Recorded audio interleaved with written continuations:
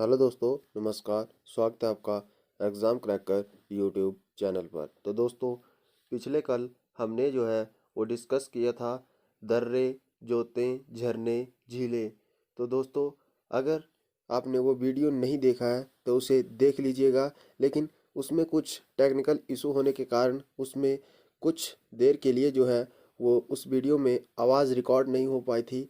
तो हमारी टीम जो है आज फिर उस वीडियो को जो है दोपहर के टाइम अपलोड करेगी, तो उसके बाद जो है आप उसे देख सकते हैं। तो दोस्तों, आज का हमारा डे 3।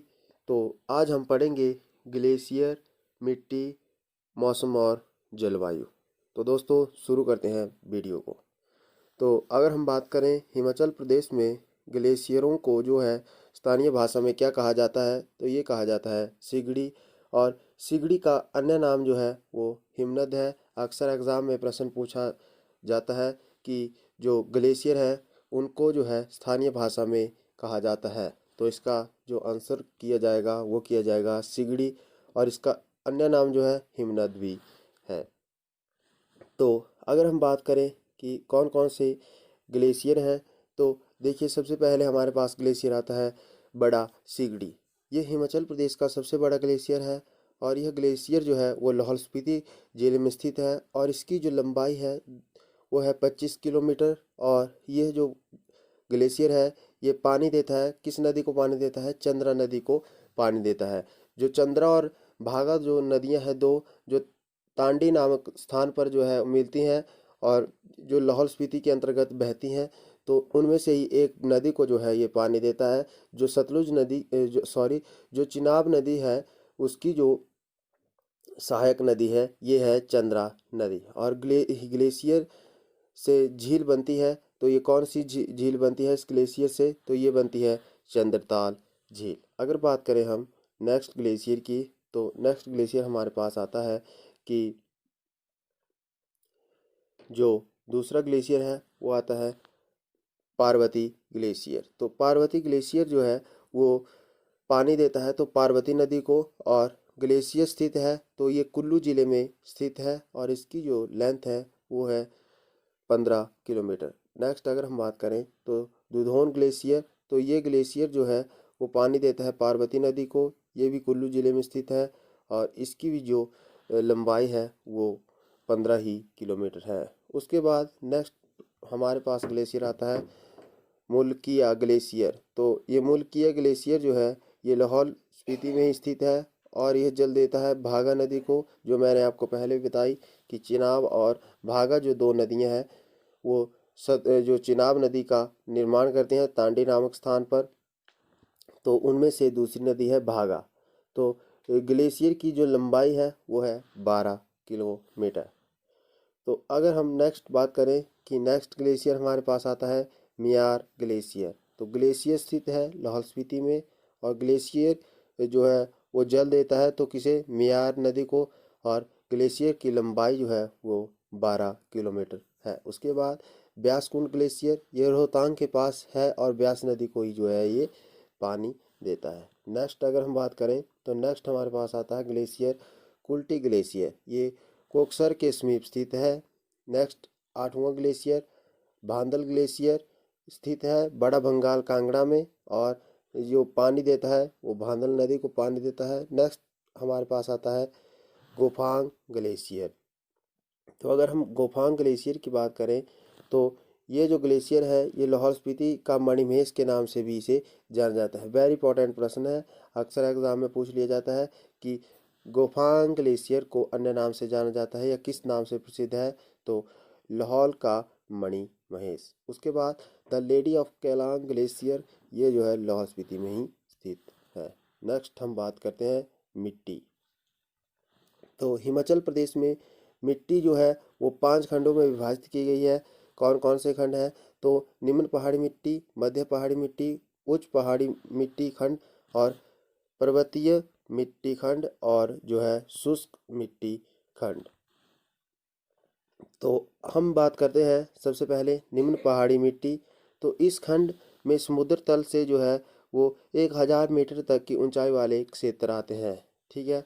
तो अगर हम बात करें कि कौन कौन से क्षेत्र आते हैं, तो ये आते हैं सिरमौर का पांवटा साहिब जो पांवटा घाटी है, नाहन, बिलासपुर, हुन्ना, हमीरपुर, कांगड़ा का मैदानी भाग और मंडी के बल घाटी और चंबा घाटी क्षेत्र जो है वो आते हैं। अगर हम बात करें निम्न पहाड़ी मिट्टी चिकनी व पथरीली होती है, इसका मिश्रण होता है, इसमें अनुपातिक मिश्रण है कार्बन और नाइट्रोजन का। और निम्न पहाड़ी मिट्टी के अंतर्गत जो फसलें ज़्यादातर पैदावार होती है तो धान, मक्की, गन्ना, अदरक, नींबू और आम, तो इन फसलों की जो है अधिक पैदावार होती है। नेक्स्ट हम बात करते हैं जो मध्य पहाड़ी मिट्टी खंड, तो समुद्र तल से इसकी ऊंचाई होती है 1000 से 1500 मीटर के लगभग। तो मध्य पहाड़ी मिट्टी खंड के अंतर्गत आने वाले क्षेत्र तो कौन कौन से क्षेत्र आते हैं, तो इसकी अगर हम बात करें तो पंचायत रेणुका का जो निम्न भाग है और सोलन की जो अर्की है और मंडी का जोगिंद्रनगर, पालमपुर और डलहौजी।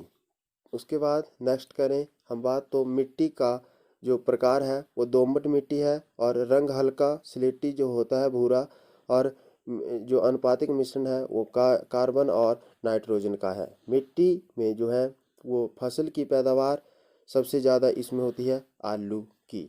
ये प्रश्न आपसे पूछा जा सकता है।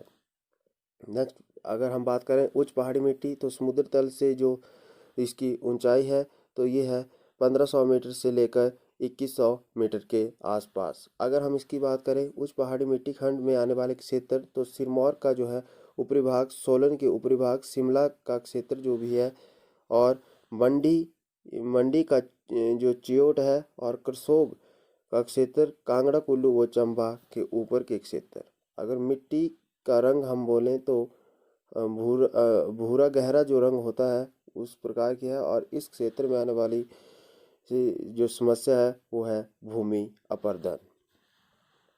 नेक्स्ट हम बात करें कि जो पर्वतीय मिट्टी खंड है तो समुद्र तल से जो है इसकी ऊंचाई है 2100 से 3500 मीटर के आसपास। और अगर हम इसकी बात करें तो इसमें सिरमौर, शिमला, चंबा के ऊपरी भाग आते हैं, और मिट्टी का जो प्रकार है वो है गहरे भूरे रंग की। नेक्स्ट हम बात करते हैं अब शुष्क मिट्टी खंड, तो ये पांचवा और अंतिम है।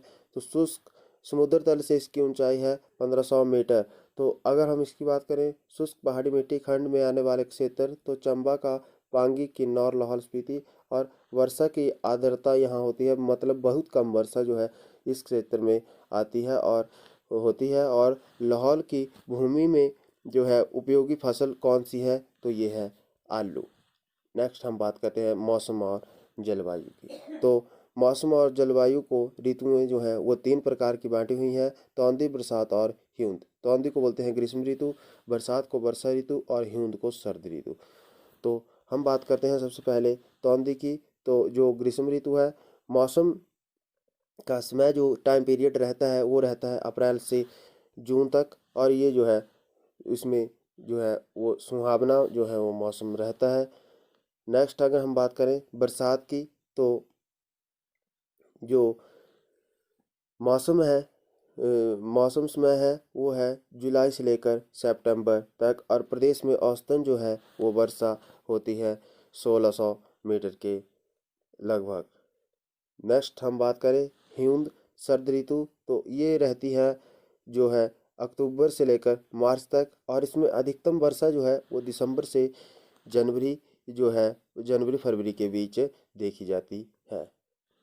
नेक्स्ट अगर हम बात करें जलवायु, तो जलवायु के आधार पर शिवालिक क्षेत्र जो हमने सबसे पहले पर्वत श्रृंखलाएं बांटी थी उसी प्रकार से जलवायु को भी बांटा गया है। तो सबसे पहले अगर हम बात करें तो शिवालिक क्षेत्र जिसकी रेंज मैंने आपको बताई थी कि 350 मीटर से लेकर 1500 मीटर तक, तो यहाँ पर ग्रीष्म ऋतु खुद गर्मी जो है वो खूब गर्मी पड़ती है, बहुत ज़्यादा गर्मी पड़ती है। और नेक्स्ट अगर बात करें मध्य हिमालय पर्वत, तो इसमें जो है मौसम सुहावना रहता है, और जो उच्च हिमालय पर्वत क्षेत्र है तो इसमें जो है वो जो है ठंड रहती है। हिमालय के उच्च क्षेत्रों में जो है 9 महीने तक जो है वो बर्फ जमी रहती है। तो इस प्रकार जो है हिमाचल प्रदेश की जो है वो मौसम और जलवायु है। अगर हम नेक्स्ट बात करें कि प्राकृतिक आपदा, तो ये जो है इस लेक्चर सीरीज जो A1 पार्ट था तो इसका ये लास्ट जो है वो टॉपिक है। उसके बाद जो है हम आपको कल जो है इसके मोस्ट इम्पॉर्टेंट प्रश्न की एक वीडियो अपलोड करेंगे अपने यूट्यूब चैनल पर, तो उसे भी देखना ना भूलिएगा। अगर आपने इस वीडियो की जो है वो PDF चाहिए आपको, तो डिस्क्रिप्शन बॉक्स में जो है वो आपको टेलीग्राम ग्रुप का जो है वो एक लिंक मिलेगा और व्हाट्सएप ग्रुप का लिंक भी दिया गया है। तो जो है टेलीग्राम ग्रुप के लिंक पर जो है आपको डेली जो है इस वीडियो की PDF जो है वो सेंड की जाती है। अगर आप नहीं जुड़े हैं तो उस टेलीग्राम ग्रुप पर जुड़िएगा और जो है व्हाट्सएप ग्रुप को भी ज़रूर ज्वाइन कीजिएगा। तो हम बात करते हैं कि प्राकृतिक आपदा। तो भूकंप हिमाचल प्रदेश में अब तक का जो सबसे विनाशकारी भूकंप है वो 4 अप्रैल 1905 को जो है वो कांगड़ा में आया था। और जो है बादल फटना, तो 1200 मीटर से लेकर जो है 3000 मीटर तक की ऊंचाई वाले क्षेत्रों में जो है वो ये संभावना रहती है बादल फटना। जो प्राकृतिक आपदा के अंतर्गत आने वाले जो ज़िले हैं वो हैं कुल्लू और शिमला। और अगर हम बात करें बाढ़ की, तो बाढ़ का कारण है बादल फटना, और बादल फटने से नदियों का जो है वो जल स्तर जो है वो बढ़ जाता है। तो दोस्तों इस प्रकार से जो है ये लेक्चर सीरीज़ हमारी यहीं पर समाप्त होती है। अब आपको डे 4 जो है वो कल वीडियो अपलोड नहीं की जाएगी, क्योंकि कल जो है वो आपको मोस्ट इम्पॉर्टेंट प्रश्न जो इस टॉपिक से जो पूरा हमने अभी तक कवर किया, हिमाचल प्रदेश का भौगोलिक जो भूगोलिक विभाजन है, तो उसकी जो है वो आपको क्वेश्चन प्रोवाइड करवाए जाएंगे। और उसके बाद जो है हमारे पास नेक्स्ट जो टॉपिक आएगा वो आएगा हिमाचल प्रदेश का इतिहास। तो दोस्तों अगर आपने अभी तक हमारा यूट्यूब चैनल सब्सक्राइब नहीं किया है तो सब्सक्राइब कर बेल आइकन आपने जरूर प्रेस करना है। मिलते हैं नेक्स्ट वीडियो के साथ, तब तक के लिए जय हिंद, जय भारत, जय हिमाचल।